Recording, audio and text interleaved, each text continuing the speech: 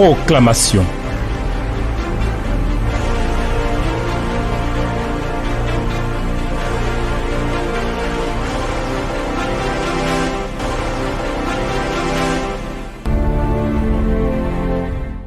Mon âme te bénit, Seigneur éternel, Dieu vivant et véritable.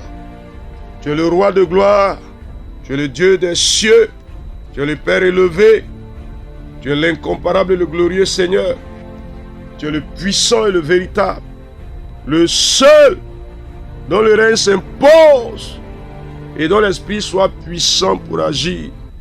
Nous sommes là, à ce rendez-vous de la proclamation de ta parole, pour que la vie de ta parole nous fasse du bien et que tes promesses s'accomplissent en notre faveur par le nom de Jésus notre Seigneur. Amen.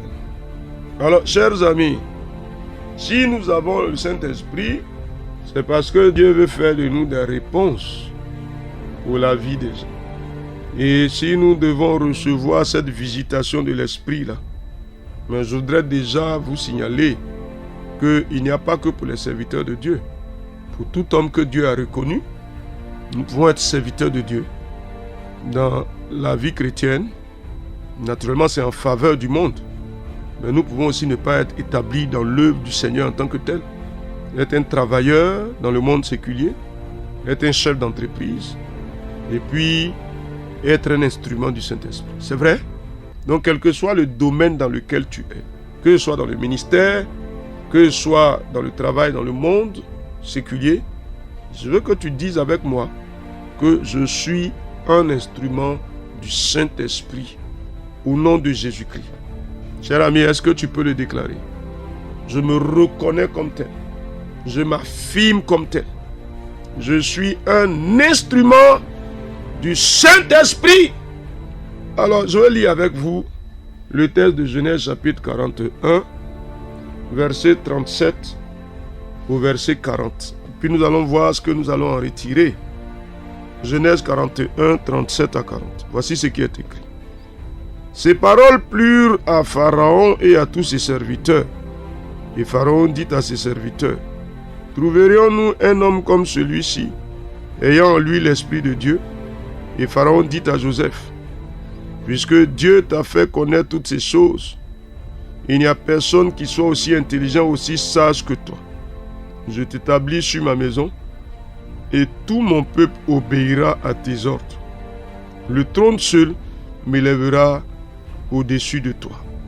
Amen, amen, amen, amen, amen, amen.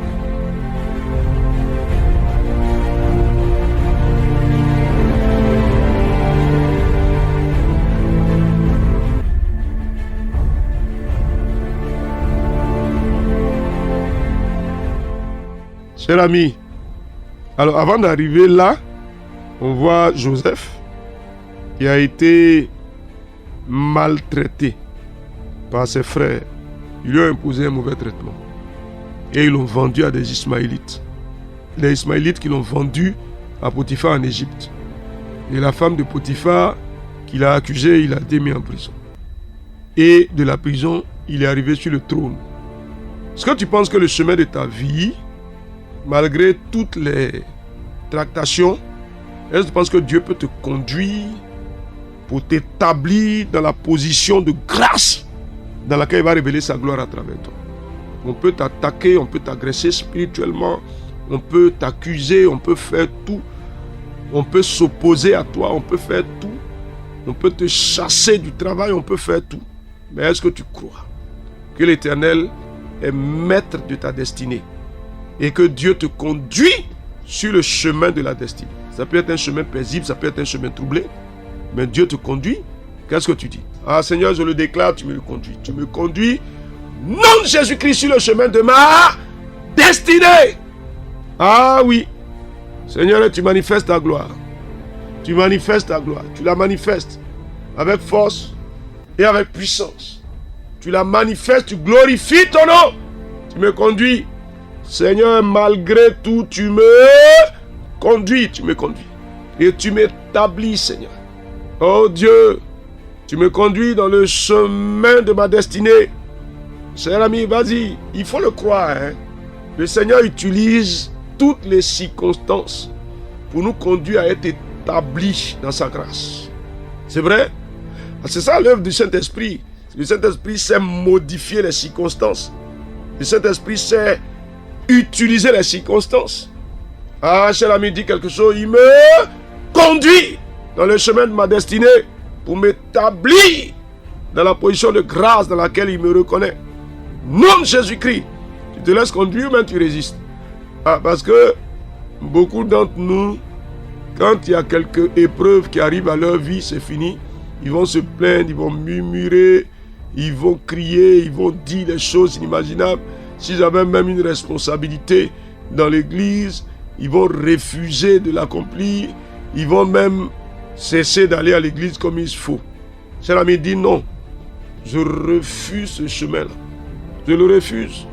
Je le refuse. Je reste ferme. Je reste ferme. Je reste ferme.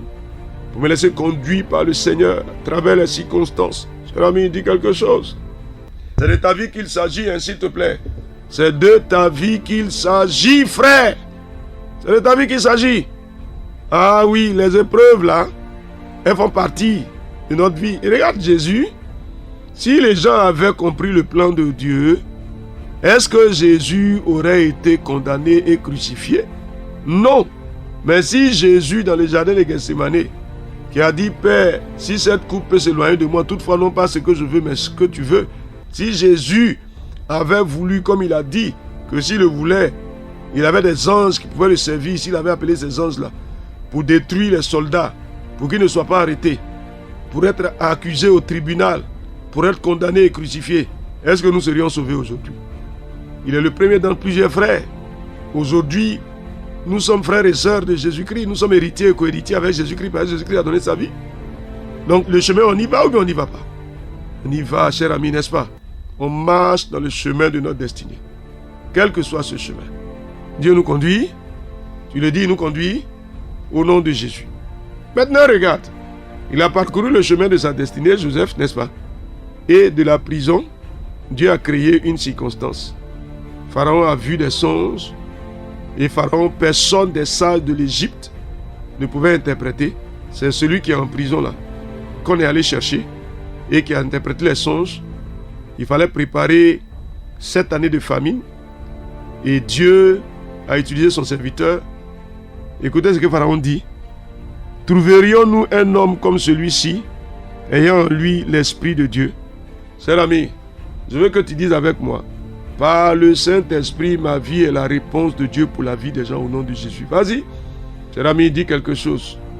Je suis la réponse de Dieu pour la vie des hommes et des femmes au nom de Jésus-Christ, pour les sorties de la crise, pour les sorties des difficultés, pour les sorties des situations compliquées.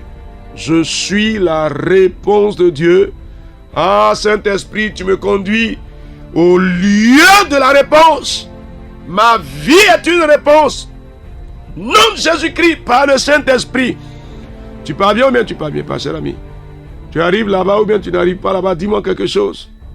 Tu me fais arriver, tu me fais arriver, tu me fais arriver. Tu me fais arriver. Tu me fais arriver. Esprit de Dieu, tu me fais arriver.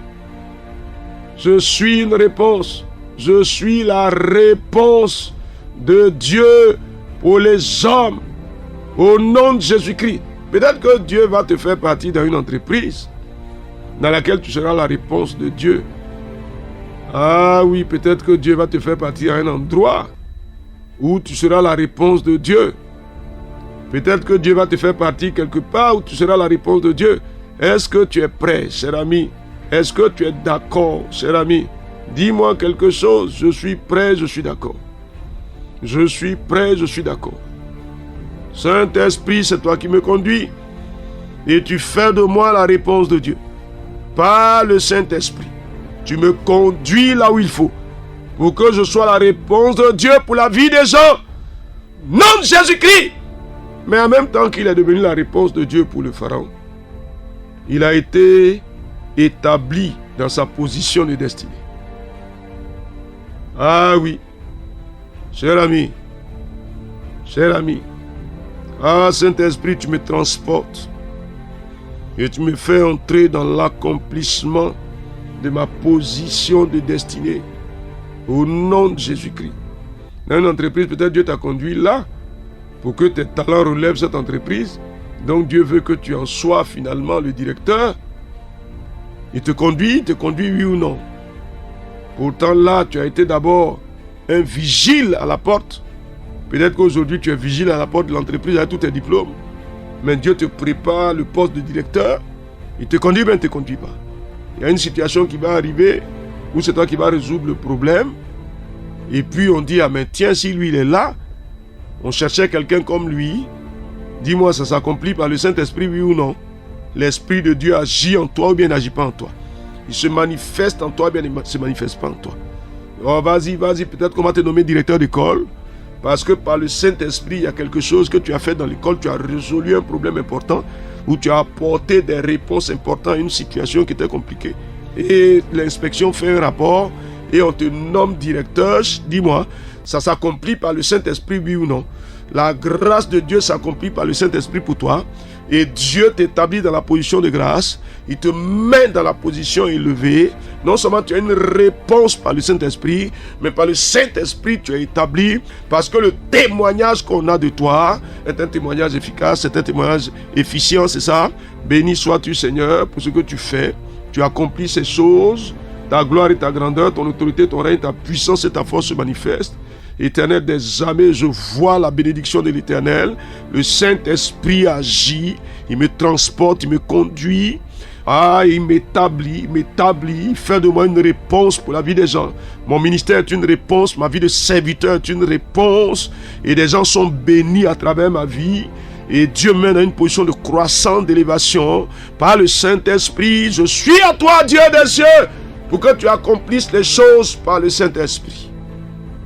Dis merci au Seigneur. Merci Saint-Esprit. Pour ce que tu as accompli à travers ma vie. Pour ce que tu me fais vivre et voir. Merci pour les circonstances que tu organises. Merci pour la grâce que tu manifestes. Gloire à toi, Esprit de Dieu. Au nom de Jésus. Amen. Genèse chapitre 41, verset 37 à 40. La grâce de Dieu est sur vous, frères et sœurs. On se retrouve la prochaine fois.